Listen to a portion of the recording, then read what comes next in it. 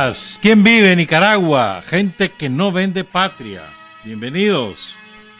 Bienvenidas a Sin Fronteras. Hoy es 23 de enero de 2023, lunes. Hoy empiezan las clases. Ya el chavalero ya anda buscando los buses o caminando rumbo a su escuela con su mamá, con su papá, con sus hermanos, con sus tíos, con su abuelo, con su abuela. Será un gran año, sin duda alguna. Con Carlos José Hurtado y con Byron José Baltodano cuando son las 6 de la mañana con 29 minutos. Sin Fronteras, la revista con William Griggs Vivado. En la primerísima 91.7 y 105.3 FM.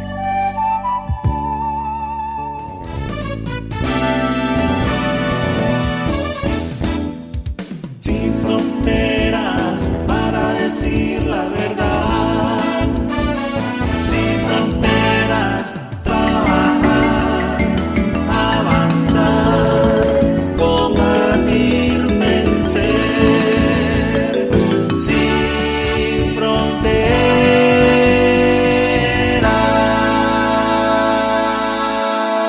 6 de la mañana con 33 minutos. Recuerden que hoy es la misa del primer mes de fallecida de Blanca Segovia Sandino Arauz, la hija de Sandino.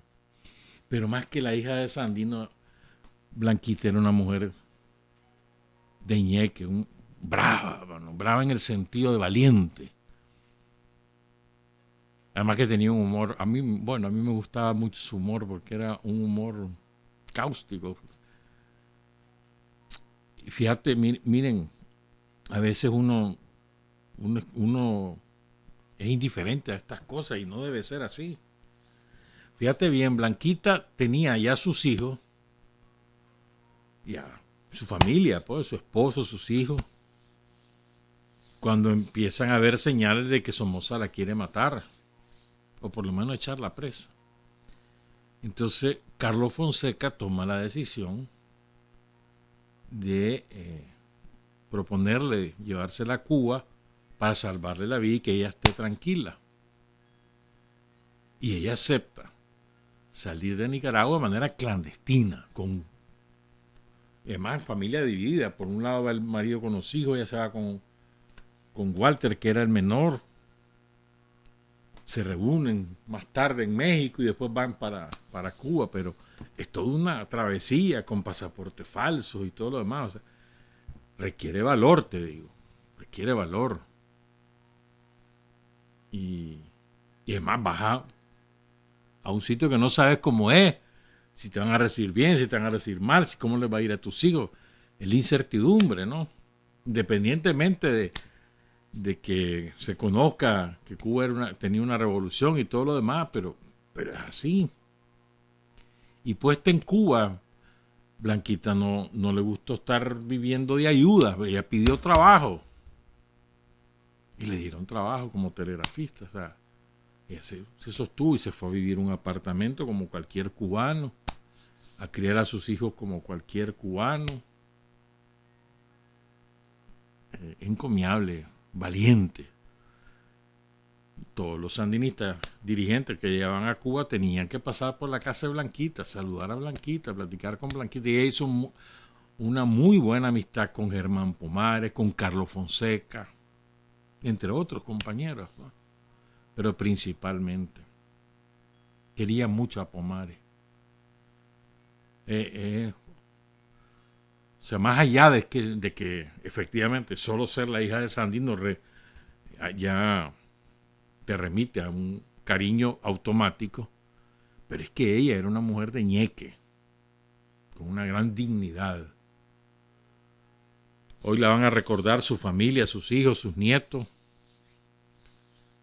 Y allí en la parroquia del Riguero, donde está Toñito Castro, el padre Toñito, a las 6 de la tarde, hoy. Saludamos a Walter y a toda la familia, son las 6:36. Hoy empiezan las clases, habrá un acto especial. Yo creo que es primera vez que lo van a hacer así, enlazados todos por internet. novedosa, ¿no? Va a ser en el Instituto Rigoberto López Pérez. Ahí va a ser la sede, pero ahí se van a conectar. Me imagino que pasan haciendo pruebas con internet todos estos días, ¿no? Y entonces se van a enlazar con los que puedan enlazarse, pues. Ya se requiere una carga de internet salvaje, ¿no? Para poder enlazar quién sabe a cuánto. Pero van a participar con saludos virtuales desde el Instituto Hermanos Costeños de Bilwi, del Instituto Rosa Cerda Amador de Huaco, del Instituto Nacional Miguel Ángel Ortega y Guillén de Chinandega, del Instituto Francisco Luis Espinosa, el padre, allá en Estelí, el Instituto Augusto C. Sandino de Santa María de Pantasma y el Instituto Benjamín Celedón en Potosí, en Riva.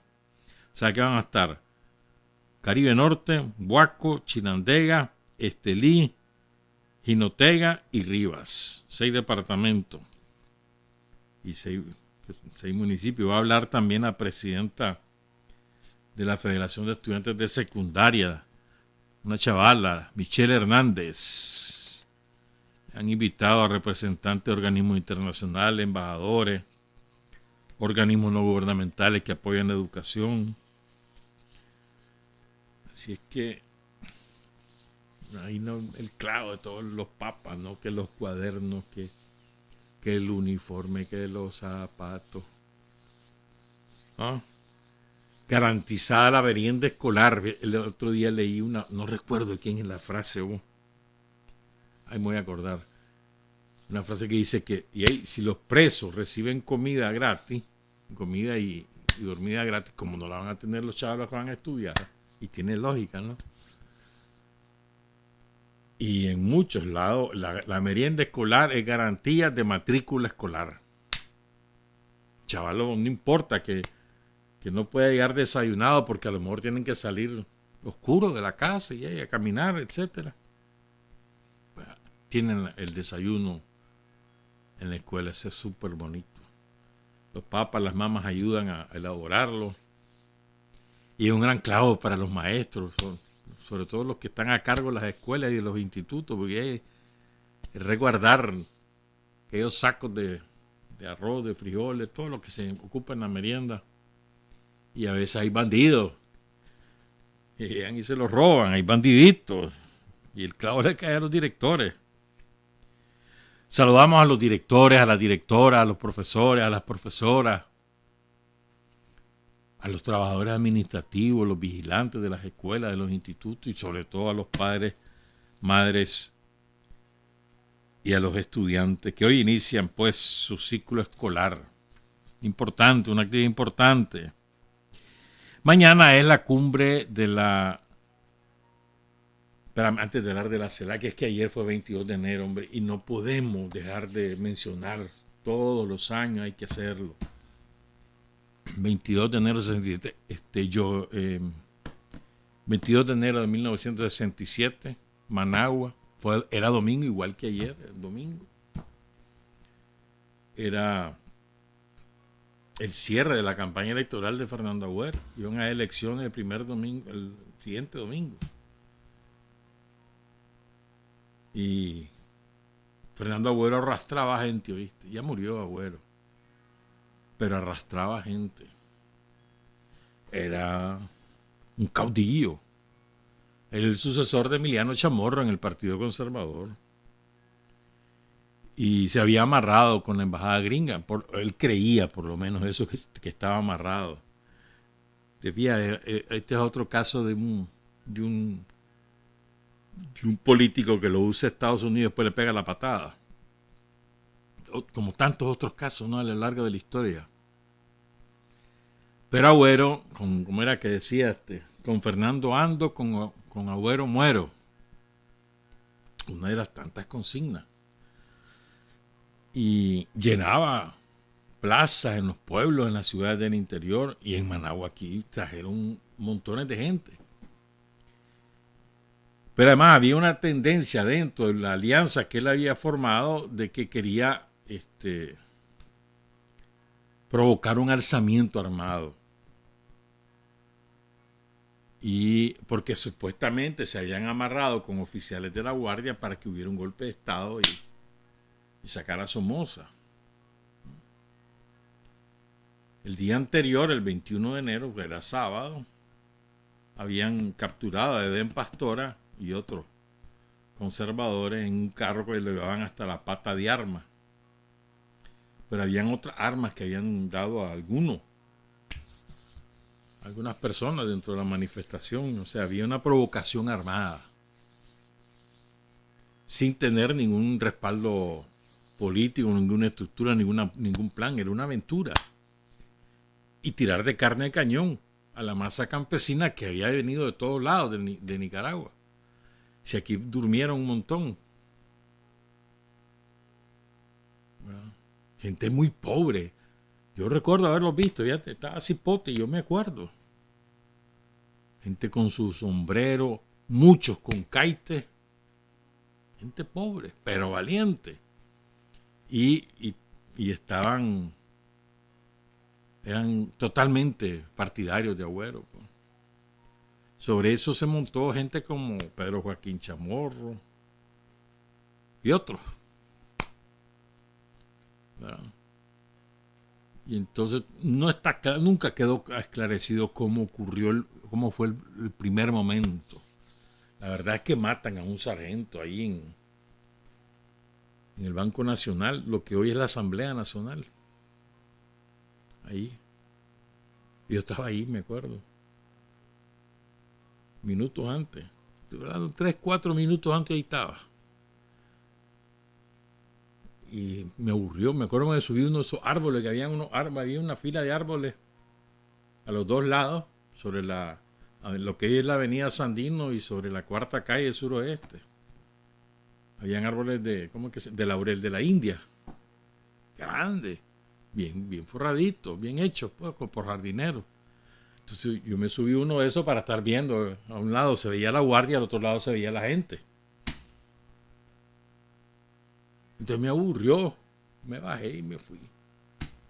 Pero a los 4 minutos se desató la balacera. Y me acuerdo que eran 4 minutos porque es lo que tardé en llegar a la casa. Y después empieza la balacera. Me acuerdo, estoy trasladando lo que yo recuerdo. Pues después hablamos del otro aspecto. Me acuerdo que mi mamá y mi papá nos reclutaron a todo el chavalero allá al último cuarto que había ahí. Y éramos como 15 personas metidas ahí. Y la balacera, aquel espanto, hermano. Los gritos. Allá como a las 8 de la noche por ahí. Unos chavales vagos, ¿verdad? Ya me salgo yo y me fui a asomar por una rendija. Y vi los camiones de la guardia repletos de cuerpos. Y en la mañana siguiente lo mismo. ¿Cuánta gente murió?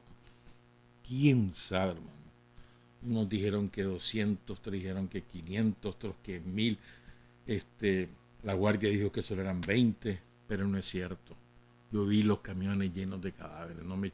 Que no me echen cuentos. Pues. Eso fue de espanto. ¿Quiénes murieron? Ni siquiera los nombres. Ni siquiera los nombres de los muertos. Ni de los heridos, ¿verdad? Ni de los rematados. Porque ahí cerca estaba el Hospital del Seguro, a 2 cuadras. 2 cuadras abajo. Y ahí había gente del frente que se llegó a asomar. Jacinto Suárez, por ejemplo. Él contaba eso. Que se fue a asomar. Y nos estaba contando el general Larga Espada que el teniente coronel en retiro, Guillermo Granada Centeno, dice: ahí está mi papa vivo y coleando, campesino nato en las montañas de la heroica Matagalpa, quien en compañía de otros compañeros de la zona estuvieron ahí y vivieron en carne propia la masacre perpetrada por la guardia. Y es así. Y es así. Y algún día se podrá, ¿verdad?, saber. Digo yo que algún día se podrá saber la cantidad de muertos que hubo ahí y sus nombres. ¿Qué ocurrió? A partir de ahí el Frente Sandinista es el que dice basta ya. Ya no hay manera de votar a Somoza por elecciones ni por la vía pacífica. Miren lo que pasó. Y además estos traidores de los conservadores hicieron esa provocación, no le dieron... Porque además es que empieza la disparadera de la guardia. ¿Y vos crees que ayudaron a la gente? ¿Vos crees que los conservadores se ocuparon de refugiar a la gente, de atender a los heridos, de buscar cómo liberaran a los presos, de enterrar a los muertos? Les valió. Ellos se fueron a refugiar al Gran Hotel y negociaron con la embajada gringa su libertad y le dieron amnistía y todo lo demás. Ellos traicionaron, pero traicionaron en toda ley, en toda regla al pueblo. Ninguno de ellos, ni heridos, ni golpeados, ni mucho menos muertos, ninguno de ellos, de los que dirigieron eso. ¿Quién murió? ¿Quién fue herido? ¿Quién fue golpeado? ¿Quién fue garroteado? ¿Quién fue encarcelado? El pueblo pobre, los campesinos y muchos trabajadores, obreros de Managua que ahí fueron. Si eso estaba lleno. Y de lo que hoy es la Asamblea Nacional hasta la Plaza de la Revolución, que en aquel momento se llamaba Plaza de la República. Son como unas 8 o 10 cuadras, todo eso estaba lleno. Y de ahí, de lo que hoy es la Asamblea Nacional, hacia el sur, hacia el monumento del soldado desconocido, que en aquel tiempo era el monumento a Roosevelt, ahí estaba la guardia tendida. Como a la cuadra donde está la Gaceta, más o menos, ahí estaban las tanquetas, pero la primera cuadra era solo guardia. Y eso yo lo vi, a mí no me lo contaron, yo lo vi. ¿Qué dice el Frente? Se acabó la tradición de los conservadores, ya no hay opción de lucha pacífica ni de lucha electoral, solo con la lucha armada se podrá derrocar a la dictadura de Somoza. Se acabó. Y el pueblo a partir de aquella masacre abandonó a los conservadores. Nunca más los conservadores levantaron cabeza en Nicaragua. Nunca más. La masacre del 22 de enero significó la sepultura del Partido Conservador. Y 3 años más tarde, en el 70, la embajada gringa obliga a Agüero a firmar un pacto con Somoza para reformar la Constitución. Somoza formalmente dejaba el poder, pusieron un triunvirato, 2 somocistas y un conservador, Edmundo Baguagua, me recuerdo que era el conservador, un Roberto Martínez Lacalle, si no recuerdo, era el otro, uno de los que era general retirado de Somoza, y no me acuerdo, el tercero creo que era un Lobo, no me acuerdo. Y ese triunvirato era nominalmente el que ejercía el poder, pero mentira, él conservó, es lo que te digo, pues, él conservó la jefatura de la guardia, o sea, los chopos, las cañahuecas en manos de Somoza. Desde ahí dictaba. Además, todo el aparato estatal le respondía a Somoza. Cuando el terremoto, nominalmente, es el triunvirato el que está. Somoza no es presidente. Él es el jefe de la guardia. Pero él se autonombra presidente del comité de emergencia. Abandonan a la Junta de Gobierno y el 74 que son las elecciones. Pero se acabó. 22 de enero es la sepultura del Partido Conservador. Nunca más. Y hasta hoy. Y eso se hace 50 y qué. 50. A ver, ¿qué más? 67. 55 años, ¿no? 56. Y nunca más. Y nunca más volverá el Partido Conservador, se acabó. Por traidores. La esencia traidora de la oligarquía conservadora. Recuerden, el Partido Conservador, sus dueños eran los ricos de este país, empezando por los Pelas. No solo los Pelas, todos los terratenientes eran dueños de ese partido. Los dueños, literalmente, los que dictaban lo que se hacía y lo que no se hacía. Y nunca más. Nunca más. No hay que olvidar lo que pasó el 22 de enero. No hay que olvidarlo. Por esas elecciones históricas, porque de ahí el pueblo busca su alternativa, que fue y es y seguirá siendo el Frente Sandinista, a partir de que le demuestra al pueblo de Nicaragua que es consecuente, que es leal y que es un instrumento del mismo pueblo y no es de fuerzas que se creen por encima del pueblo. Es muy importante recordar, asumir, aprender de esas lecciones. No hay que olvidarlo. 6:50, ando apurado. 6:52 de la mañana. Bueno, entonces mañana en la cumbre de la CELAC ya anda por ahí Lula, ya llegó el presidente de Cuba, Miguel Díaz-Canel. Dicen que hoy llega en la tarde Nicolás Maduro. Y también va a llegar un representante de Biden, Christopher Doll. Un tipo de esos. Ese Christopher Dodd es de los que fue senador. Ese tipo es ¿cómo te diré? Civilino. De los que te dice una cosa que es bonito, con bonito lenguaje, pero es un agente del imperialismo en toda regla. Pues. ¿Para qué invitan a Estados Unidos? Sí, mejor. Ni siquiera nos hemos consolidado como una entidad con un propio perfil y ya andan buscando cómo congraciarse con los yanquis. Nicaragua propuso que San Vicente y la Granadina fueran la siguiente sede, y eso fue que se aprobó. Eso fue allá desde la cumbre original, ahí se decidieron dónde iban a hacer las cumbres. Y Nicaragua fue la que propuso San Vicente y la Granadina y iba a ser la próxima. Pues le entregan la presidencia a San Vicente. Más allá de eso, alguna declaración habrá. Pero yo no le veo futuro a la CELAC si no hay una ¿cómo te dijera yo? Un programa de acción conjunta autónomo, sin andar buscando la tutela de los yanquis.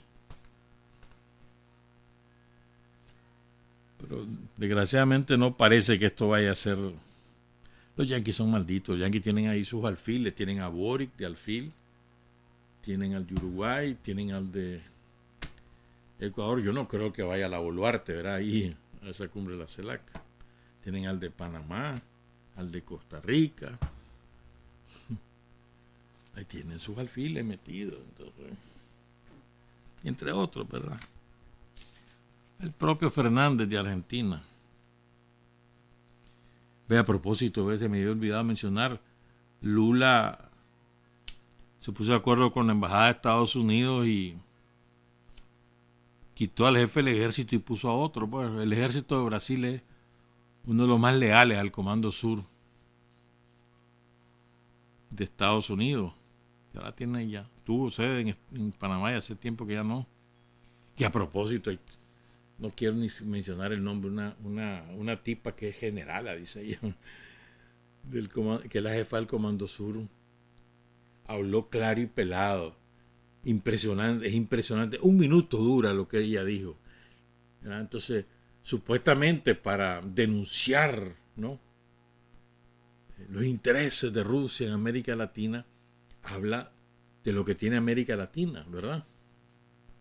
Como que si simplemente los recursos están ahí y que están a disposición de Estados Unidos en ese plan. América Latina es muy rica en el agua, en los metales raros, en el litio, en petróleo, en gas, pero hablando así, ¿verdad? Como que si aquí no hay pueblos, aquí no hay gobiernos, aquí no hay estados conformados que administran esos recursos, que son dueños de esos recursos y que nadie tiene por qué pretender usurparlo. Me impresionó, ¿verdad? Que cinismo, qué barbaridad.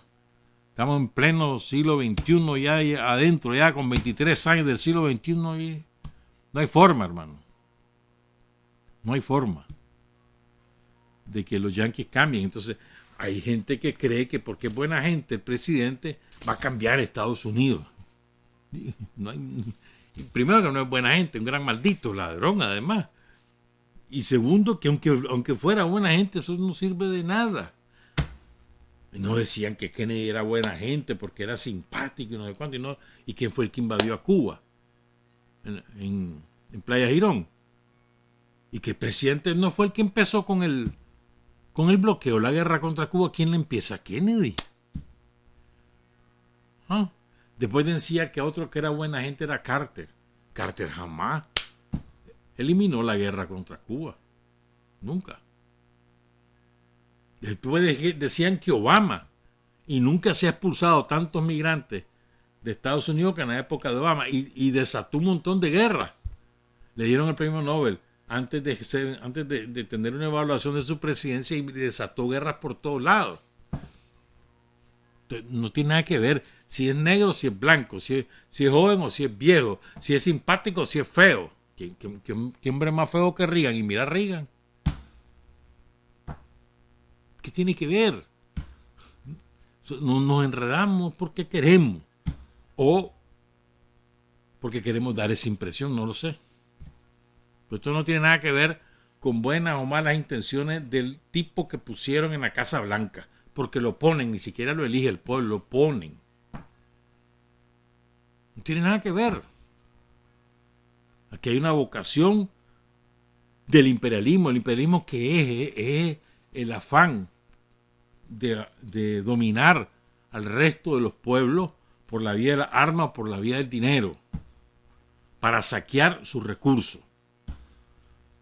para satisfacer su avaricia, para consolidar su poder, y para eso mienten de una manera descarada. Y les voy a contar cómo el imperialismo no ha cambiado en esencia su discurso de los últimos 100 años. Es impresionante.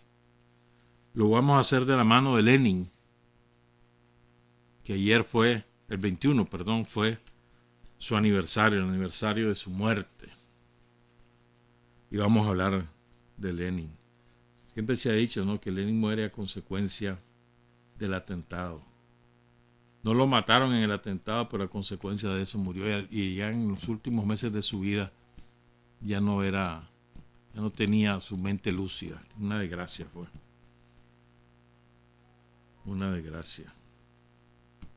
Me encanta este verso, solo lo voy a leer rapidito mientras hacemos la pausa. Oigan, qué lindo esto.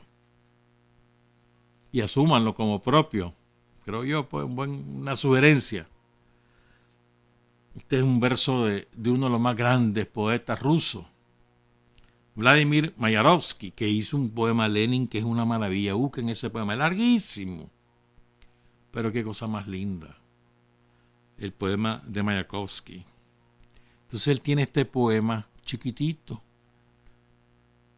y es una maravilla. Oigan esto: alumbra siempre, vos alumbra siempre, alumbrar por doquier, hasta el fondo del último día, alumbrar sin ninguna discusión.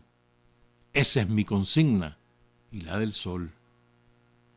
¿Verdad qué lindo, mano? O sea, que en tu vida alumbres a todo mundo. Que sea esa tu consigna, alumbrar hasta el último día de tu vida. Así como vos alumbrás, así alumbra el sol. Es lindo, ¿no? Una pausa, volvemos, son las 7.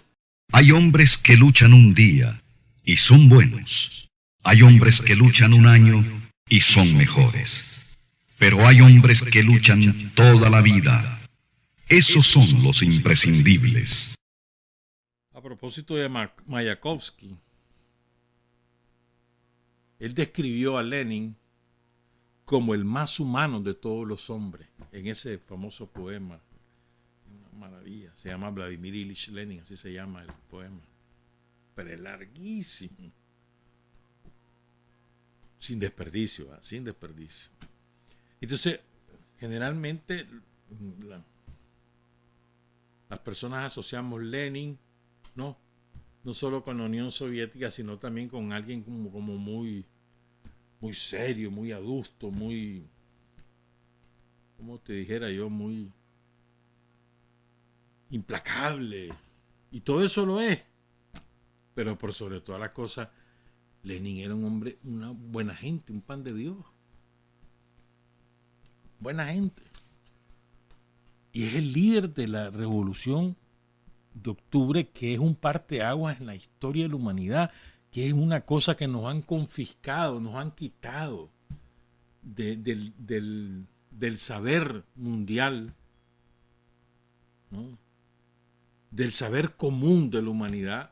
Nos han confiscado el hecho de que la revolución de octubre en la Rusia zarista partió la historia. Que 11 de septiembre ni que hecho cuarto, la revolución de octubre, porque emerge los obreros y los campesinos más tarde de Rusia, el país más empobrecido de Europa, el país más atrasado de Europa, se hace con el poder esas dos clases y construyen un sistema alternativo al capitalismo y además lo hacen con éxito. O sea, y es por eso el odio mortal de los ingleses, de los alemanes, de los franceses, de los yanquis, odio mortal, porque los rusos se atrevieron a hacer una cosa diferente, alternativa y exitosa. Es que la palabra clave es exitosa, porque vos podés tomar el poder y ser un gran fracaso. La gran virtud de Lenin es que construyó un nuevo Estado y tuvo éxito y avanzó en la lucha contra el hambre, alfabetizó a la gran mayoría del pueblo ruso y de los pueblos que después se sumaron a la Federación Rusa y constituyeron la Unión de Repúblicas Socialistas Soviéticas, la URSS. O sea, es que es tan importante lo que ese hombre hizo, con un olfato político inigualable.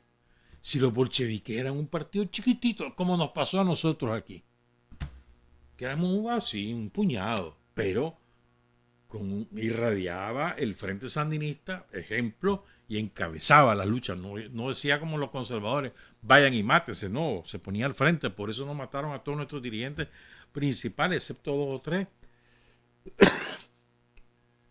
¿Verdad? Entonces irradiaba ejemplo. Pero además, ese partido se construyó en las fábricas, en los cuarteles del ejército zarista, con los soldados. Ahí se construyó ese partido. Y desde ahí, ¡pum!, se toma el poder.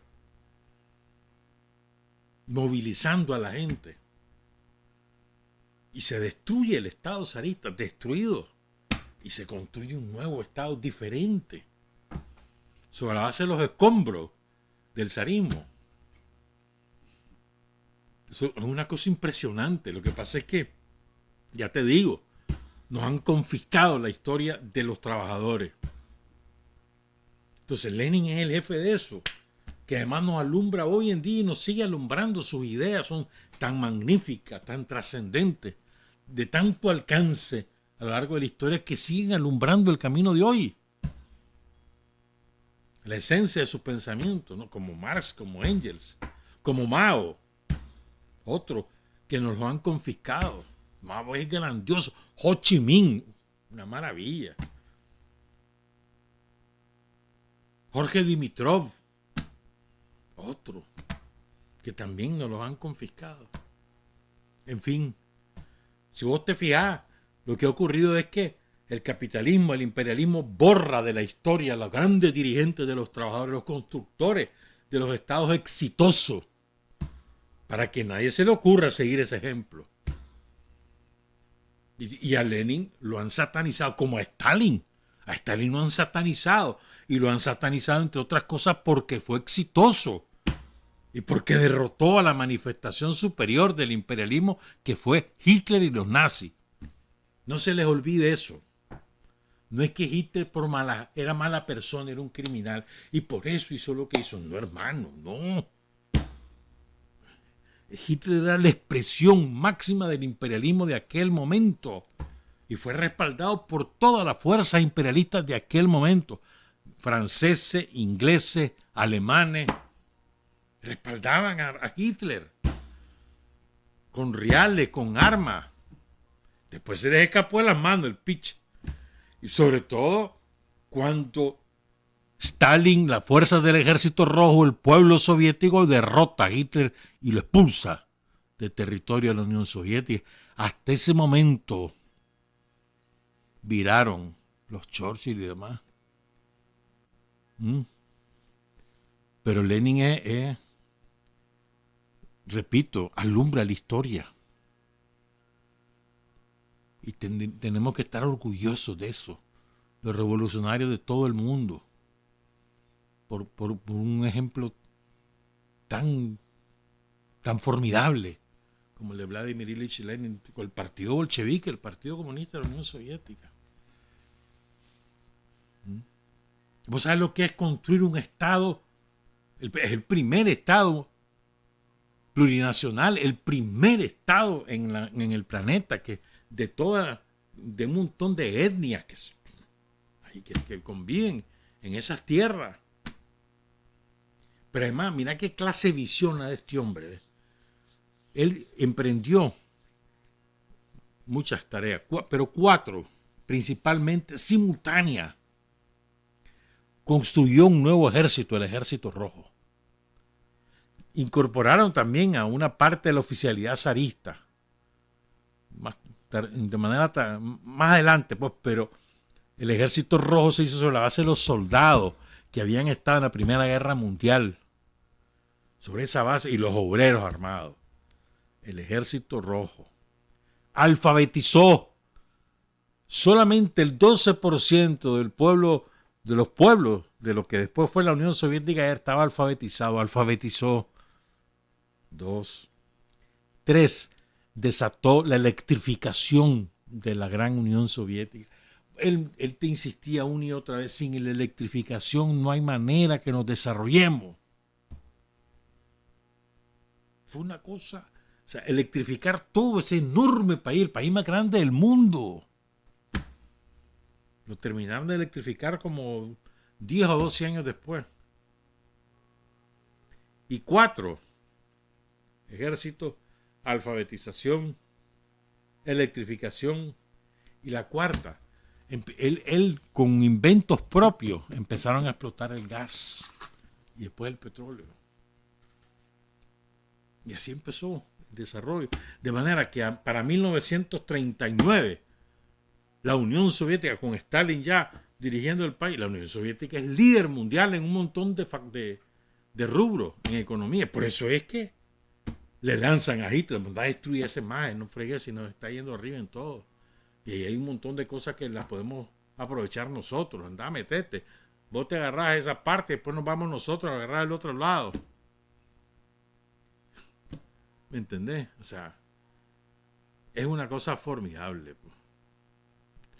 Y otra cosa que antes de leerles alguna, porque no va a dar tiempo, pero bueno. Otra cosa. Lenin combatía sin concesiones a todo aquel que pusiera en duda la fuerza dirigente del partido, la composición de clase del partido y la unidad del partido. Y por eso fue implacable con Trotsky. Implacable. Trotsky empezaba a traicionar desde el principio. Pero bueno, otro día hablamos de eso. Que me lo pongan a algunos que son sus fanáticos, lo ponen, ay, que no, mentira. Pero bueno, pues. Había un grupo que le decían los comunistas de izquierda. Entonces, Lenin no se perdía, mano. ¿Y por qué lo traigo a colación esto? Por lo que voy a contar ahora. Él nunca se perdió. Lo primero es conservar el poder. Entonces, con aquel ejército agotado, después de la Primera Guerra Mundial, él busca la paz cuanto antes y busca a los gringos para negociar con ellos, busca a los ingleses y ninguno quería. Rechazaron las propuestas de Lenin. Entonces, arreglémonos con Alemania, pues. Entonces Trotsky no quería y no quiso firmar la paz, que entonces la forzó. ¿Por qué quería Lenin que se firmara la paz con Alemania, aunque fuera una paz en pésimas condiciones? Porque necesitaba construir el ejército. No lo tenían construido, un ejército nuevo, dirigido por ellos, con cuadros obreros. Entonces, no tenían ese ejército creado. ¿Cómo vamos a meternos a seguir esta guerra? Tenemos que firmar, buscarte cómo arreglar. El Trotsky no quería. Y él era el delegado. Pero bueno.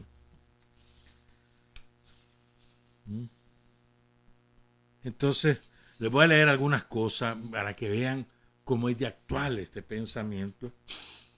Cuando uno habla de marxismo-leninismo, cuando no se trata de dogmatismo ni de que no, son lecciones de la historia. Lenin es un teórico de la revolución mundial. Lenin, Marx, Engels, Fidel, el Che, Mao, los vietnamitas con Bon Ngoyen Giap en la parte de la guerra de resistencia y la guerra de guerrilla, Ho Chi Minh. Entonces, fíjense, dice Lenin, esto es de un informe que él ofreció en el octavo congreso de los soviets de toda Rusia. Los soviets eran como asambleas populares, como parlamento. Soviets de soldados, soviets de obreros, después fueron soviets de campesinos. Los campesinos eran lo más atrasados que había en aquella Rusia. Vete que vos ves el indicador de los tractores de 1920 a 1929 y es una cosa, mano, pasaron como de, creo que eran 4.000 a más de 100.000 tractores hechos por ellos. Y así empezaron la mecanización de la agricultura. Pero bueno, dice Lenin, no debe olvidarse. A ver, espérame. Es que ahorita vamos al 5º aniversario de nuestra victoria sobre la ofensiva militar del somocismo de 2018. Vamos al 5º aniversario de nuestra victoria. Fue una victoria militar y política. Entonces no olvide esto. Entonces dice Lenin, para que vean cómo alumbra, no debe olvidarse que si hoy hemos conquistado una victoria militar, si hemos obtenido la paz, la historia nos enseña, por otra parte, que ni un solo problema importante, ni una sola revolución se resolvió de otro modo que no fuera una serie de guerras. Esta lección, dice Lenin, no la olvidaremos. Ahora hemos quitado a un nutrido grupo de grandes potencias las ganas de hacernos la guerra, pero no podemos garantizar que sea por mucho tiempo. Lo está diciendo en 1920. Y dice, sí, ahorita lo hemos podido neutralizar, pero eso no significa que no nos van a hacer la guerra. Y efectivamente así fue. Le desatan al pueblo soviético la Segunda Guerra Mundial, que le significó al pueblo soviético entre 27 y 29 millones de seres humanos que murieron en la guerra por balas, por tanques, por bombas o de hambre. 29, entre 27 y 29 millones. Lenin te lo advertía, Lenin no se enredaba. Ahorita le ganamos, los neutralizamos, pero estos van a prepararse, nos van a volver a hacer la guerra. Clarísimo. Cualquier parecido con Nicaragua no es coincidencia. Entonces dice Lenin, debemos prever que al menor cambio de la situación, los rapaces imperialistas se lanzarán de nuevo sobre nosotros. Hay que estar preparados contra eso. De ahí que sea necesario, y aquí voy a algo que es actualísimo para nosotros, de ahí que sea necesario, ante todo, restablecer la economía y darle una base firme. Y es que él ve clarísimo, hermano, si no resolvemos la comida y la economía, aquí no habrá revolución, por mucho ejército que tengamos. Comida. Es preciso, dice Lenin, que los obreros y los campesinos que están tan animados como esos campesinos sin partido, que eran la gran mayoría, que los campesinos no tenían partido en ese tiempo, Es preciso que los obreros y los campesinos estén tan animados como esos campesinos sin partido que han declarado no temer ningún sacrificio ni privaciones. Conscientes del peligro de una intervención capitalista, no enfocan las concesiones con un criterio sentimental, sino que ven en las concesiones la continuación de la guerra, en la que la lucha implacable se desplaza a otro terreno. Ven la posibilidad de nuevos intentos de la burguesía de restaurar el viejo capitalismo. Eso es magnífico. Eso nos garantiza que la vigilancia y la defensa de nuestros intereses serán obra no solo de los órganos del poder soviético, sino también de cada obrero y cada campesino. Fíjate bien. Las concesiones no se deben enfocar con un criterio sentimental. ¡Qué barbaridad! Le dimos tal cosa. No, no, no. Será la continuación de la guerra, de la lucha implacable contra el capitalismo y el imperialismo. Y dice Lenin, las tareas económicas, el frente económico, vuelve a ser ahora una y otra vez el más importante y fundamental para nosotros. ¿Qué es lo que hacemos aquí en Nicaragua? Lo más importante es la economía. Tenemos el ejército, tenemos la policía, tenemos los órganos del Ministerio de Gobernación, esos están firmes, los preparamos permanentemente, ¿no? Están en sus tareas, son exitosos en sus tareas, pero eso no es suficiente si no hay economía que sostenga de por sí esos tres instrumentos. Esa es la tarea más importante. El pueblo de Nicaragua durante la aventura militar del somocismo 2018, ¿qué fue lo que hizo? Trabajar. ¿Trabajar?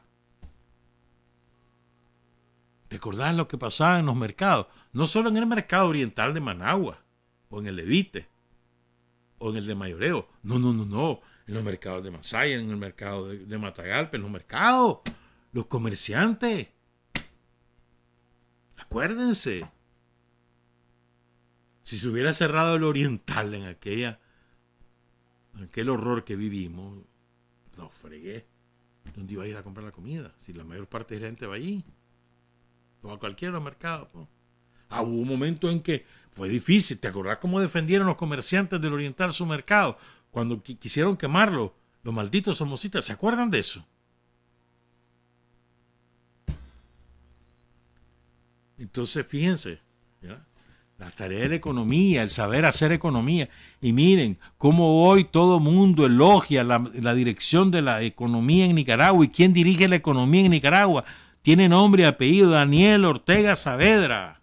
Tiene equipos de compañeros que le ayudan, claro, pero el que toma las decisiones es él. Y el balance macroeconómico y el microeconómico y que no sé cuánto, que la balance de pago, todo eso. Mejor que cualquiera de los neoliberales que se educaron supuestamente para eso, para dirigir economía, que fue un fracaso total. Entonces vos tenés que dirigir personalmente los reales y las cañahuecas. Vos no tenés que aflojar, ¿no? Entonces dice, oigan esto que interesante, esta reflexión de Lenin, son las 7:23. La dictadura del proletariado, que es la democracia popular, ha tenido éxito porque ha sabido unir la coerción y la persuasión. Unir la coerción con la persuasión. El que quiere entender, que entienda. La dictadura del proletariado, la democracia popular, no teme la coerción ni la manifestación brusca, enérgica e implacable del poder estatal. Porque la clase avanzada, oigan esto, la que fue más oprimida por el capitalismo, tiene derecho a ejercer esa coerción, pues la ejerce en nombre de los intereses de todos los trabajadores y explotados. Pongan cuidado. O sea, hay algunos compañeros o compañeras que a veces dudan. No, espérate. Nosotros tenemos todo el derecho de utilizar la coerción que nos da la legitimidad y la legalidad del poder constituido por la vía electoral, primero por la revolución y luego por la vía electoral. Tenemos todo el derecho de usar esa coerción y no tenemos por qué tener vergüenza. Para nada. Orgullo. Porque lo hacemos en nombre de todos los trabajadores explotados del pueblo de Nicaragua.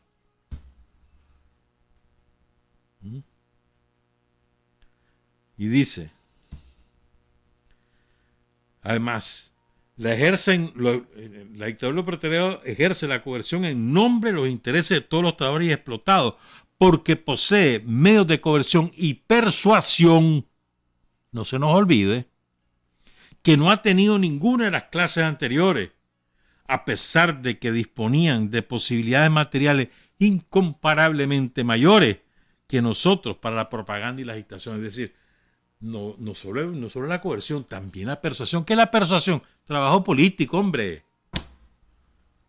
Es convencer a la gente, es difundir la verdad. Eso es, ¿eh? Decía Bertolt Brecht, ¿no? El que conoce la verdad y no la difunde es cobarde, es cómplice, es un canalla. La persuasión, el trabajo político, la difusión del pensamiento, de las cosas que hacemos, la lucha con la verdad, la lucha ideológica, la persuasión. Y entonces dice Lenin, si nos preguntamos qué resultados ha tenido nuestra experiencia de 3 años, pues es difícil resumir la experiencia de un año en algunos puntos cardinales. Si nos preguntamos qué es en última instancia lo que explica nuestra victoria sobre un enemigo mucho más fuerte que nosotros, habremos de responder el hecho de que en la organización del Ejército Rojo se plasmaron magníficamente la consecuencia y la firmeza de la dirección proletaria de la Alianza de los Obreros y los Campesinos Trabajadores contra todos los explotadores. ¿Qué cosa más? ¿Cómo explicar el éxito con 3 factores? Dice el ejército. ¿Por qué? Porque ahí está la dirección de los trabajadores. Nuestro ejército, el nuestro, aquí en Nicaragua. Fruto de la revolución. Y hoy tenés un mando consolidado, unificado, patriótico, leal al pueblo de Nicaragua, a sus leyes, a su constitución. ¿Qué es la constitución y las leyes? Son producto del pueblo de Nicaragua, no son inventos. ¿No? ¿Cómo ha podido ocurrir eso? Dice Lenin. ¿Por qué lo ha aceptado de tan buen grado una masa gigantesca de campesinos? Porque aun siendo en su gran mayoría esos campesinos sin partido, estaban convencidos de que su única salvación consiste en apoyar al poder soviético, y se convenció de eso, claro es, no por la propaganda ni por los libros, sino por la experiencia. La experiencia es la principal lección de la cual se aprende. Entonces los campesinos en su experiencia vieron que había que apoyar ese ejército para construir ese Estado, porque sabían que eso les garantizaba una mejor vida. Y dice Lenin, esa experiencia ha convencido a esa mayoría de campesinos que no son posibles los términos medios, de que la rectilínea política soviética es justa, de que la férrea dirección del proletariado es el único medio que salva al campesino de la explotación y la violencia. Y solo porque hemos podido convencer de eso al campesino, solo por eso, nuestra política de coerción, basada en ese convencimiento sólido y absoluto, ha tenido un éxito tan gigantesco. A ver, vámonos a Nicaragua. ¿Por qué tiene éxito nuestra política de coerción? Es decir, ¿por qué tenemos presos a todos los dirigentes de los tranqueros? Y hemos tenido éxito en eso. Porque la inmensa mayoría de la gente está convencida de que es lo correcto. Y porque la inmensa mayoría de la gente está convencida de que tenemos que construir progreso y paz, que es con el frente que se hace con Daniel. Por eso es, no es al revés. En la medida que está convencido el pueblo de Nicaragua de la justeza, de la dirección del Frente Sandinista de Daniel, que en la medida de eso, entonces dicen, ver, sí, que dejen, que lo voy a poner como siempre hemos dicho, que dejen de joder ya. Y los meten a que los metan presos. ¿Usted acuerda que así decía la gente? Más decir que no. Está pues.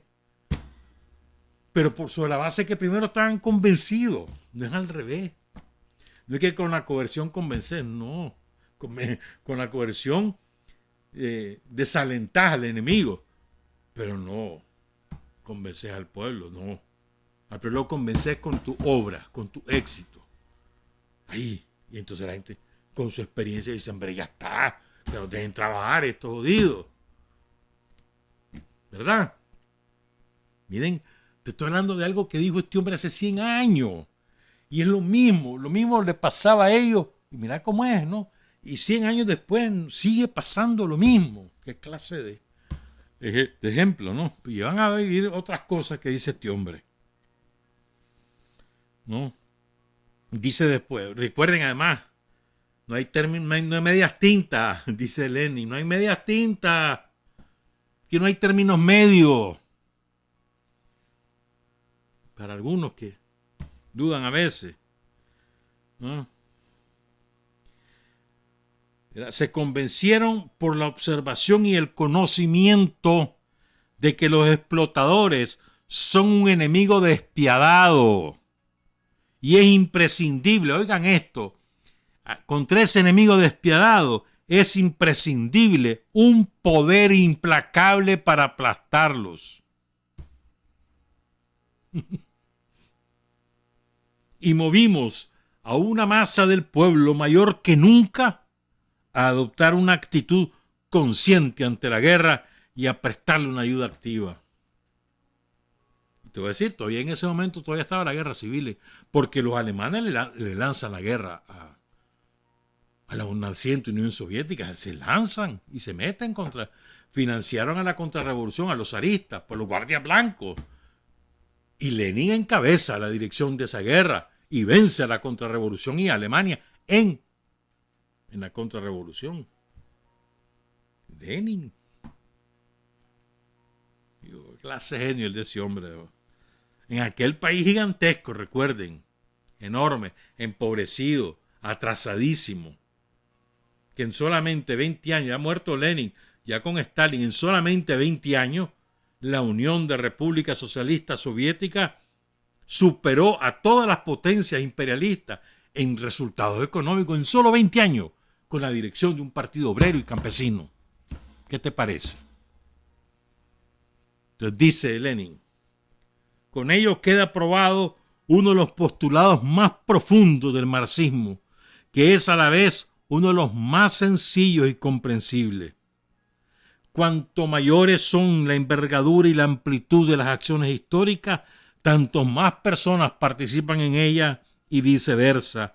Cuanto más profunda es la transformación que debemos hacer, que deseamos hacer, tanto más se debe elevar el interés por ella y la actitud consciente ante ella, tanto más se debe convencer de esa necesidad nuevos millones y decenas de millones.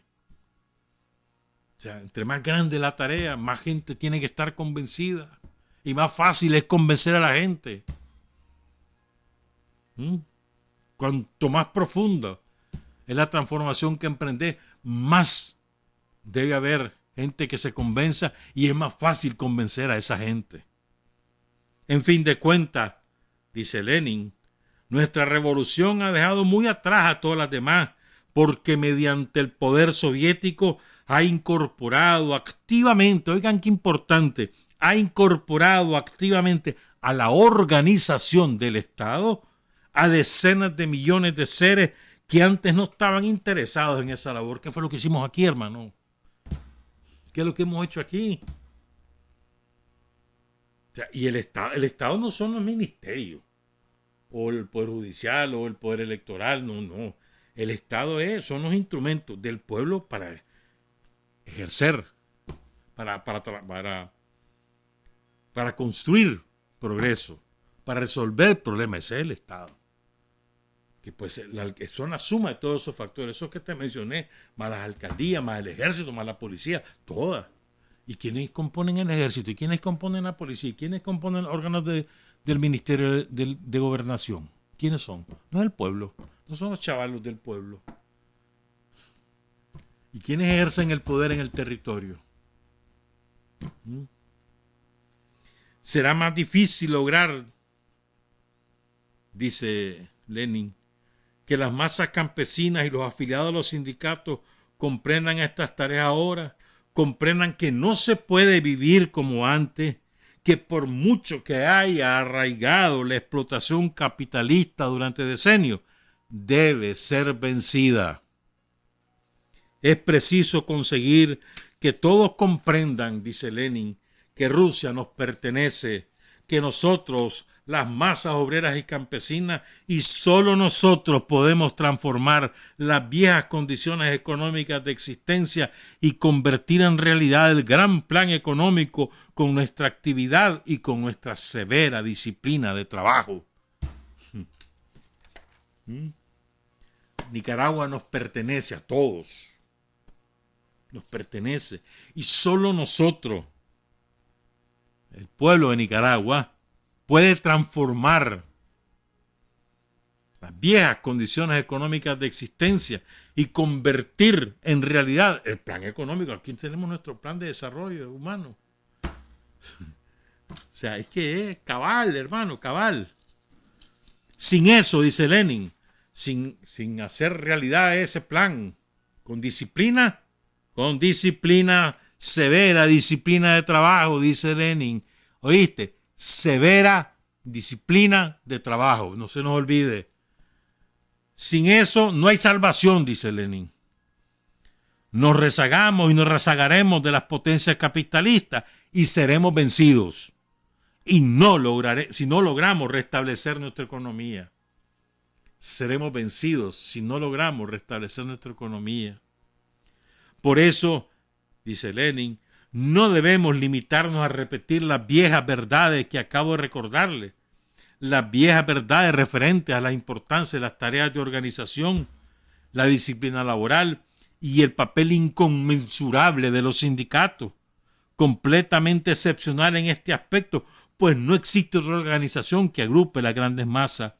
No debemos limitarnos a repetir esas viejas verdades, sino comprender muy a fondo que ha comenzado la transición de las tareas bélicas a las tareas económicas.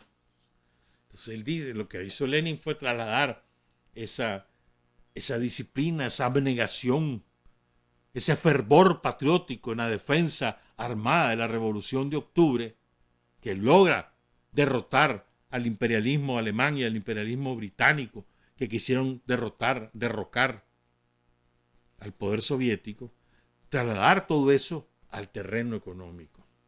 Y ahí la gran virtud tuvo éxito. O sea, te lo voy a poner de otra manera.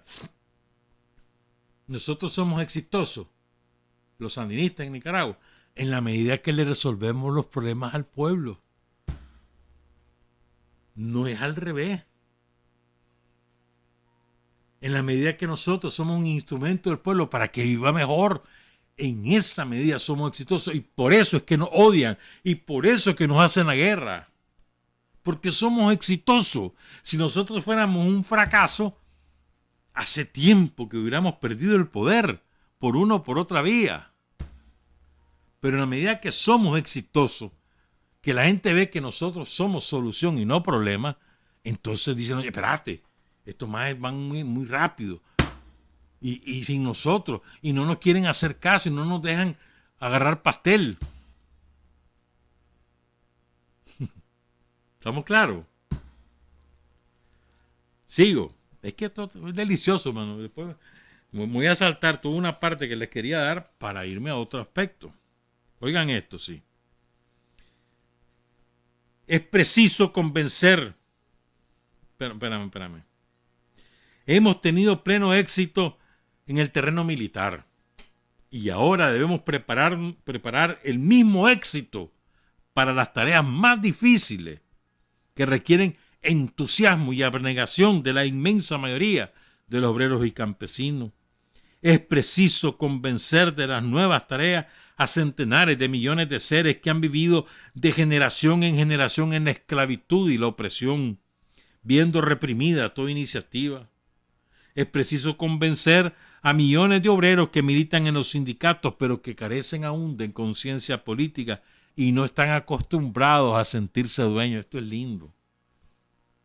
Es que como no están acostumbrados a sentirse dueños, entonces No asumen ese papel de dueño. Eso nos pasa a nosotros aquí en la radio. ¿Verdad? Así nos pasa a nosotros aquí en la radio.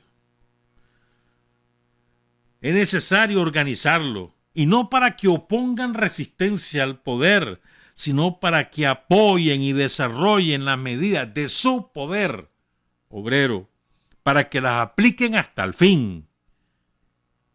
Esta transición, dice Lenin, que va acompañada de dificultades, no es una tarea nueva desde el punto de vista de la simple fórmula, pero es nueva por cuanto la tarea económica se plantea ahora por primera vez a escala masiva, y debemos comprender y recordar que la guerra en el frente económico será más difícil y más larga. Para vencer en este frente es preciso conseguir que el mayor número de obreros y campesinos sean activos, leales y tengan iniciativa. Y eso se puede conseguir. Prueba de ello es la experiencia de desarrollo económico que hemos adquirido, porque las calamidades, el frío, el hambre y las privaciones de todo género, debidas a la escasez de las fuerzas productivas, calan muy hondo en las conciencias de las masas.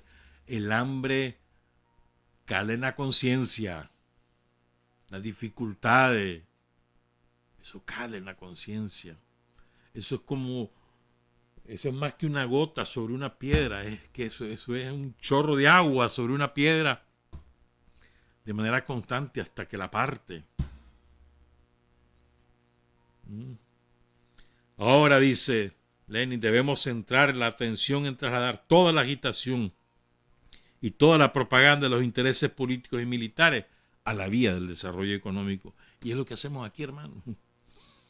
La principal dirección es, primero, la parte social, el seguir ampliando los derechos del pueblo de Nicaragua, porque esa es su manera de que sienta la revolución, que los hospitales por todos lados, que las escuelas por todos lados, que no sé qué, los caminos, etcétera, por un lado, y por otro lado, ¿verdad?, que la gente tenga medios para vivir, un trabajo formal, asalariado, o su negocio, o su tierra, y apoyar al que tiene su tierra, apoyar al que tiene su negocio, y apoyar al que tiene su trabajo.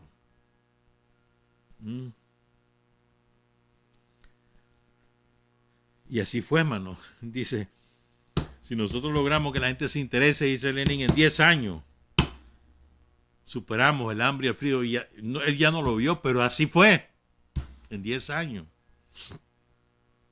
Si no comprendemos esta tarea, podemos perecer todos, podemos morir todos, pues la debilidad de nuestro mecanismo nos obligaría a retroceder, ya que los capitalistas pueden reanudar la guerra en cualquier momento, tras un breve descanso, y nosotros no estaremos entonces en condiciones de proseguirla. Si querés resistir la siguiente embestida de los yanquis en Nicaragua, tenés que tener éxito en las tareas económicas, acopiar fuerza en las tareas económicas. No basta el instrumento armado si no tenés fuerza en la gente. Y tener fuerza en la gente en la medida que la gente siente suyo el poder. Y siente suyo el poder en la medida que le resolvemos sus problemas, en la medida que tiene comida, en la medida que progresa en su familia, en la medida que tiene salud garantizada, educación garantizada, carreteras, caminos, energía eléctrica, agua potable. En esa medida la gente siente suyo el poder y lo defiende. Si no tenemos éxito, dice Lenin, no estaremos en condiciones de revelar, de poner en evidencia el empuje de los millones de personas que forman nuestras masas, y seremos derrotados en esa última guerra. El problema está planteado precisamente así. Hasta ahora, el destino de todas las revoluciones más grandiosas, lo decidió una larga serie de guerras. Nuestra revolución es también una gran revolución de esas. Hemos terminado un periodo de guerra y debemos prepararnos para el segundo. No sabemos cuándo empezará, pero es necesario proceder de tal manera que cuando empiece estemos a la altura de vida. De ahí que no debemos renunciar a las medidas coercitivas Y no solo porque conservemos la dictadura del proletariado, que han comprendido ya las masas campesinas y los obreros sin partido, que saben cuánto atañe a nuestra dictadura del proletariado y no la temen, no les asusta, ven en ella un apoyo y una fortaleza, o sea, lo que pueden oponer a los terratenientes y capitalistas, y sin lo cual es imposible vencer. Es lindo, ¿ah? Salvajada. Ahí sigue esto, pero... ¿verdad? Dice Lenin, el programa de nuestro partido no puede seguir siendo solo el programa del partido. Debe convertirse en el programa de nuestro desarrollo económico, pues de lo contrario tampoco servirá como programa del partido. Si peleamos y vencimos en el frente de la guerra, ¿cuál fue uno de los poderosos incentivos que decuplicaron nuestra fuerza y nuestra energía? La conciencia del peligro. Cuando vos sentís el peligro de la muerte, esa conciencia del peligro te impulsa como factor motivador para vencer al enemigo. Todos preguntábamos, oigan esto, ¿pueden volver a Rusia los terratenientes y los capitalistas? Y respondíamos, sí, pueden. Por eso centuplicamos nuestras fuerzas, las pusimos en tensión y vencimos. Entonces, ¿pueden volver? Sí, pueden volver. Por eso hay que duplicar la fuerza para vencer siempre. Y entonces, después quiero comentarles esta parte. Porque miren ustedes cómo se repiten los mismos argumentos del imperialismo y la burguesía, los mismos argumentos. Es una cosa impresionante. O sea, como 100 años después la misma cosa. De parte de ellos contra nosotros. Había un tipo, un traidor, un renegado, como tanto, ¿verdad?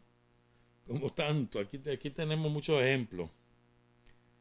¿Verdad? Que hasta más o menos 1905 por ahí había sido un tipo consecuente, un tipo que sabía escribir, etcétera. Se llama Karl Kautsky, alemán. Este es el fundador de la socialdemocracia. Este es el que renunció a la lucha por el poder para los obreros y campesinos y se dejó convencer para administrar el capitalismo, que eso es la socialdemocracia. Los que son algunos presidentes de América Latina, como Lula, como Fernández, como administradores del capitalismo. Entonces, Lenin fue implacable contra Kautsky, implacable, como fue Rosa Luxemburgo también, implacable contra Kautsky. ¿Verdad? Entonces, oigan esto. Tomemos las leyes fundamentales de los estados contemporáneos. Fíjense cómo se gobiernan. En la libertad de reunión o en la libertad de imprenta. En la igualdad de ciudadanos ante la ley, dicen ellos. Y se verá a cada paso la hipocresía de la democracia burguesa, que también conoce todos los obreros honrados y conscientes. No hay ningún estado, ni siquiera el más democrático, cuya constitución no presente algún resquicio o salvedad que permita a la burguesía lanzar las tropas contra los obreros, declarar el estado de guerra, etcétera, en caso de alteración del orden. Vean lo que está pasando en el Perú.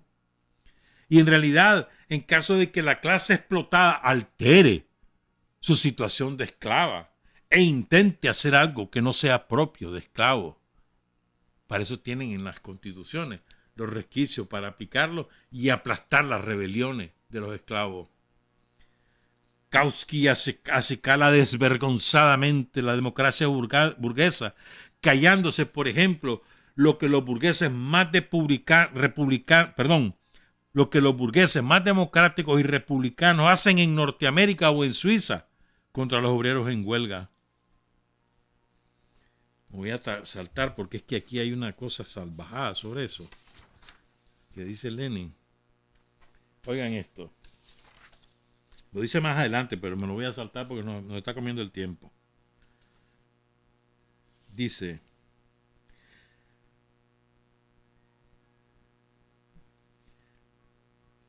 A ver, hay que ubicar esto. Ay, madre, ni modo, pues. Dice, ejemplos, Suiza en Europa y Estados Unidos en América. En ninguna parte el capital domina tan cínica e implacablemente, y en ninguna parte esto con tanta claridad como precisamente en esos países, a pesar de que son repúblicas democráticas, por muy elegantemente ataviadas que están, y a pesar de todas las palabras sobre la democracia del trabajo y la igualdad de todos los ciudadanos. De hecho, en Suiza y en Estados Unidos domina el capital, y a todos los intentos de los obreros para conseguir una mejoría de cierta importancia en su situación se opone inmediatamente la guerra civil. En esos países hay menos soldados, el ejército regular es menor, en Suiza existe una milicia y cada suizo tiene un fusil en su casa. En Estados Unidos hace poco no había ejército regular y por lo mismo, dice Lenin en 1920, cuando estalla una huelga, la burguesía se arma, emplea soldados mercenarios y aplasta la huelga. Y en ninguna parte ese aplastamiento obrero es tan implacable y feroz como en Suiza y en Estados Unidos. En ninguna parte se halla el Parlamento bajo una mayor influencia del capital que precisamente en dichos países. En esos países la fuerza del capital lo es todo, la bolsa lo es todo, mientras que el Parlamento y las elecciones son marionetas, son peleles. Pero cuanto más tiempo pasa, tanto más claramente van viendo los obreros y tanta mayor difusión adquiere la idea del poder soviético, sobre todo después de la sangrienta matanza por la que acabamos de pasar. La clase obrera cada vez ve más clara la necesidad de una lucha implacable contra los capitalistas. Nosotros arrebatamos esa máquina, el Estado, a los capitalismos y nos apropiamos de esa máquina que es el Estado. Con esa máquina o garrote destruiremos toda explotación y cuando en el mundo no haya quedado la posibilidad de explotar, no hayan quedado más propietarios de tierra y de fábrica, no ocurra que unos se hartan mientras otros padecen hambre. Solamente cuando esto ya no sea posible, arrojaremos esa máquina, el Estado, al montón de la chatarra. Entonces no habrá Estado y no habrá explotación, porque recuerden, siempre la tesis de Engels, de Marx, de Lenin, no es que vas a disolver el Estado se va a extinguir por sí solo cuando se acabe la explotación del hombre por el hombre. Pero oigan, pues, quiero seguir con todos estos argumentos de Lenin contra Kautsky, es que es una delicia. ¿Verdad? Eso de escribir folletos contra la dictadura del proletariado, es que yo lo hago con el símil de ahora, todos esos que escriben contra el poder sandinista, traer a colación la experiencia de esto, de los otros, ¿verdad? Afirmar que democracia, oigan, que democracia significa la defensa de la minoría y guardar silencio sobre los progromos. ¿Qué son los progromos? La matanza y saqueo, ¿verdad? Desencadenados contra los internacionalistas de la Democrática República de Estados Unidos. Kautsky ha olvidado que el partido dominante de una democracia burguesa solo cede la defensa de la minoría a otro partido burgués, mientras que el proletariado en todo problema serio, profundo y fundamental, en lugar de defensa de la minoría, le tocan en suerte estados de guerra o matanzas. Cuanto más desarrollada está la democracia burguesa, tanto más se acerca a la matanza y saqueo o a la guerra civil en toda divergencia peligrosa para la burguesía. Esto es importante. Dicen, de democracia es que los derechos de la minoría. ¿Cómo no, Chon? ¿Cómo no? Echarle una ojeada a cualquiera de las situaciones cuando las minorías son minorías de obreros organizados que luchan por lo que sea, por cualquiera de sus conquistas sociales. ¿Cuál es la opción? Declaran ilegal la huelga. ¿Cuál minoría? O le meten a la policía, desatan la represión, meten preso a sus dirigentes. Y la otra opción que hacen es comprar a dirigentes. ¿Cuál derecho de la minoría? Solamente reconocen esos derechos de la minoría si son representados por un partido del sistema de la burguesía. Solo entonces toman en cuenta los derechos de la minoría. Vengan con cuentos ahora. El Estado proclama el sufragio universal y por medio de sus partidarios, predicadores, sabios y filósofos, declaran que no es un Estado de clase. Incluso ahora, cuando contra este Estado han comenzado la lucha de las repúblicas socialistas soviéticas, nos acusan de ser violadores de la libertad, de crear un Estado basado en la coerción, en el aplastamiento de unos por otros, mientras que ellos representan un Estado de todo el mundo, de todo el pueblo, un Estado democrático. Y este problema, el problema del Estado, es en la actualidad, en la época del comienzo de la revolución socialista en el mundo entero, precisamente en la época de la victoria de la revolución en varios países, cuando se ha agudizado especialmente la lucha contra el capital mundial, esto del Estado es un problema que ha adquirido la máxima importancia y podríamos decir se ha transformado en el problema más agudo, en el foco donde convergen todos los problemas políticos y todas las disputas políticas de la actualidad. En un país capitalista, en una república democrática, Suiza o Estados Unidos, es el Estado la expresión de la voluntad popular. Es el resultado de la decisión de todo el pueblo. ¿Es la expresión de la voluntad nacional? ¿O es una máquina destinada a que los capitalistas de los respectivos países tengan la posibilidad de mantener su poder sobre la clase obrera y el campesinado? Este es el problema fundamental en torno al cual giran actualmente las discusiones en el mundo entero. ¿Qué dicen del bolchevismo, del sandinismo? La prensa burguesa injuria a los bolcheviques. No encontrarán ni un solo periódico, es que es igualito a lo que nos pasa, hermano. No encontrarán ni un solo periódico que no repita la acusación en boga contra los bolcheviques, que son unos violadores del poder del pueblo. Si nuestros mencheviques, nuestros MRS, creen en su simpleza que son los descubridores e inventores de la acusación que imputa a los bolcheviques el haber violado la libertad y el poder del pueblo, se equivocan del modo más ridículo. En nuestros días, ni uno solo de los periódicos más ricos, de los países más ricos, que gastan decenas de millones para su difusión y que en decenas de millones de ejemplares siembran la mentira burguesa y la política imperialista, no hay ni uno solo de esos periódicos que no repite esos argumentos y esas acusaciones principales contra el bolchevismo, contra los revolucionarios, afirmando que Estados Unidos, Inglaterra y Suiza son países de vanguardia basados en el poder del pueblo, mientras que la República Bolchevique es un estado de bandidos que no conoce la libertad y que los bolcheviques son unos violadores de la idea del poder del pueblo e incluso han negado el extremo de disolver la constituyente. Estas terribles acusaciones se repiten contra los bolcheviques en todos los países del mundo. Y entonces, ya nos vamos, qué barbaridad, que aquí había una parte que es salvajada. Oigan esto, se la voy a leer. A ver, dice: no solo hipócritas conscientes, sabios y curas apoyan y defienden esa mentira burguesa de que el Estado es libre y está llamado a defender los intereses de todos, sino también multitud de personas que repiten sinceramente los viejos prejuicios y no pueden comprender el paso de la vieja sociedad capitalista al socialismo. No solo la gente que sigue directamente supeditada a la burguesía, no solo los que se hallan bajo el yugo del capital o los que han sido sobornados por el capital, una masa de toda suerte de sabios, artistas, clérigos, ¿no?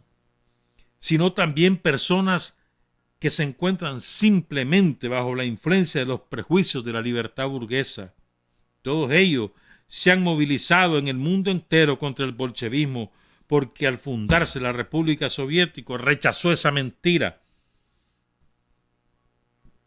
burguesa y declaró abiertamente: ustedes llaman libre al Estado, cuando en realidad, mientras exista la propiedad privada, su Estado, aunque sea una república democrática, no es otra cosa que una máquina en manos de los capitalistas destinada a aplastar a los obreros.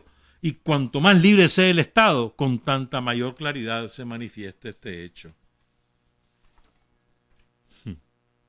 Ahí nos vamos a ir, pues.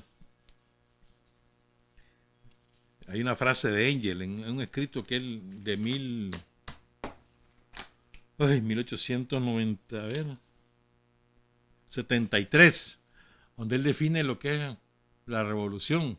Federico Engels, un genio ese hombre, hermano. Lean El origen de la propiedad privada y el Estado, la familia y el Estado. Es una maravilla el libro.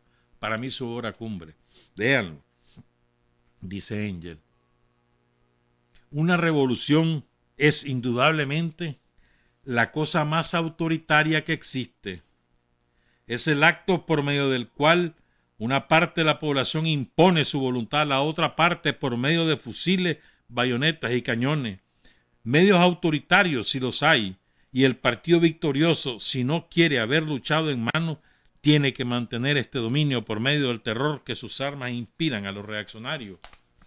Y después dice, y con éxito para resolver los problemas de la gente. Las dos cosas, hermano, coerción y persuasión. No debemos tener ningún problema en aplicar la coerción, la ley. Ningún problema, porque defendemos el proyecto de la gente, los intereses de la gente, los éxitos para la gente. Y no hay que tener ningún problema en eso. La tarea más importante de los sandinismos en este momento, la más importante de todas, es conservar el poder. Para conservar el poder debemos tener éxito en la economía. No solamente tener los instrumentos de la coerción, sino tener los éxitos en la economía. Que la gente cada día que pase viva mejor, viva en paz, viva tranquila y con optimismo frente al futuro. Si nosotros logramos eso, este poder es indestructible. Trabajar, avanzar, combatir, vencer. Patria y libertad. Revolución es sentido del momento histórico. Es cambiar todo lo que debe ser cambiado. Es igualdad y libertad plenas. Es ser tratado y tratar a los demás como seres humanos. Es emanciparnos por nosotros mismos y con nuestros propios esfuerzos. Es desafiar poderosas fuerzas dominantes dentro y fuera del ámbito social y nacional. Es defender valores en los que se cree al precio de cualquier sacrificio. Es modestia, desinterés, altruismo, solidaridad y heroísmo. Es no mentir jamás ni violar principios éticos. Es convicción profunda de que no existe fuerza en el mundo capaz de aplastar la fuerza de la verdad y las ideas. Revolución es unidad, es independencia, es luchar por nuestro sueño de justicia para Cuba y para el mundo, que es la base de nuestro patriotismo, nuestro socialismo y nuestro internacionalismo.